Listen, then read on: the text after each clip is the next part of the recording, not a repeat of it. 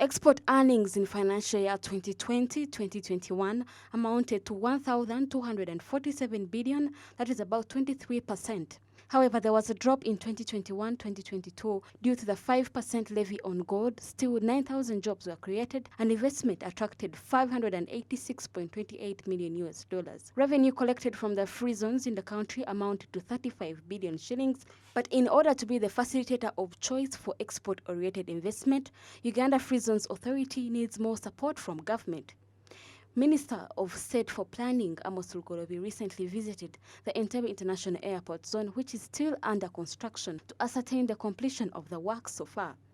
The delayed completion of the 60.157 billion shillings project, with governments only releasing about 46.657 billion shillings as of now, impedes private sector's need to export.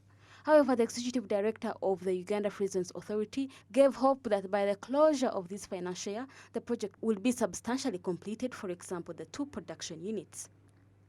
Kimomi Alinda, the executive director of the Free Zones Authority, also reported a huge shortfall in the funds needed to expedite the completion works of this facility, citing the need for more 8.3 billion shillings. At the time we did the first BOQs for this project, the Entebbe International Airport Free Zone, the BOQs were about 46.6 billion shillings. Because of the release of funds in bits and pieces, we have had a cost increase to about 60 billion shillings. So this project is now the latest BOQs that we have. Overall, including the land, the supervision, the construction, 60.157 billion. So far, government has released 46.657 billion shillings for the works that we are seeing here.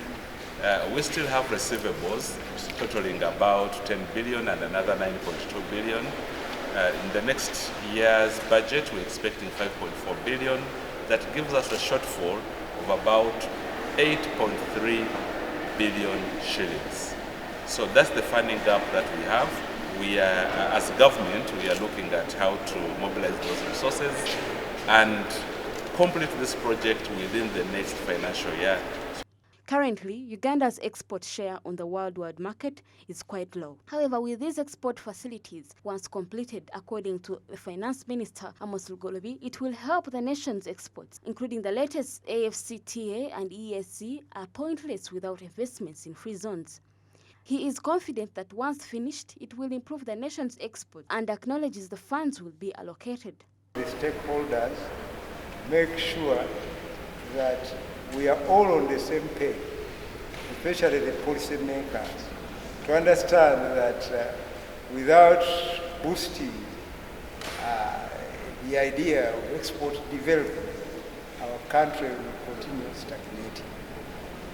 Our GDP will continue to be low, our income per capita will continue to be low, we shall be going nowhere. And we will be wasting time negotiating all these protocols, the EAC protocol, COMESA, AFTA, would be wasting time if we do not invest in export development. I think that is the message we need to carry home so that the policy makers really appreciate this. That if you want to create jobs, you want to grow this economy, we really need to look in the direction of export. And the other thing is that it is through this export processing that we shall utilize the raw materials that are being produced, in those rural areas.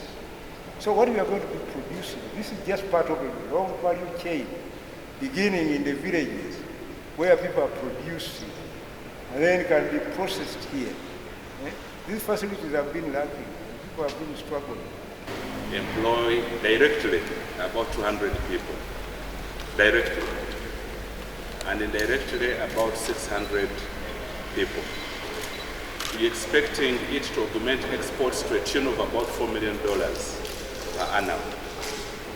We are also expecting additional private sector investment of about $13.4 million for the machinery and other equipment that will be coming in, given that we are focusing on cold storage and a few other things that enable agricultural products, special agricultural products, fruits, vegetables, flowers, high-value mineral beneficiation and other investments. The State Minister for Planning, Amos Lugolobi, also retaliated on the fact that there is need for private entities to be enticed to occupy government-free zones through setting up more factories. These investors need to be created for a favorable environment, otherwise such exorbitant taxes will scare them away. To see that we negotiate those agreements where we have double taxation effects in order to be able to attract investors, because it makes no sense for an investor to be taxed here and then he's taxed there in another country. That erodes profitability of those enterprises. So I think what we need to do is renegotiate those agreements and see at a bilateral level how we can sort out those problems. Free zones are designated areas that provide a transnational business environment outside the country's customs territory in an effort to encourage domestic manufacturing and value-added investment.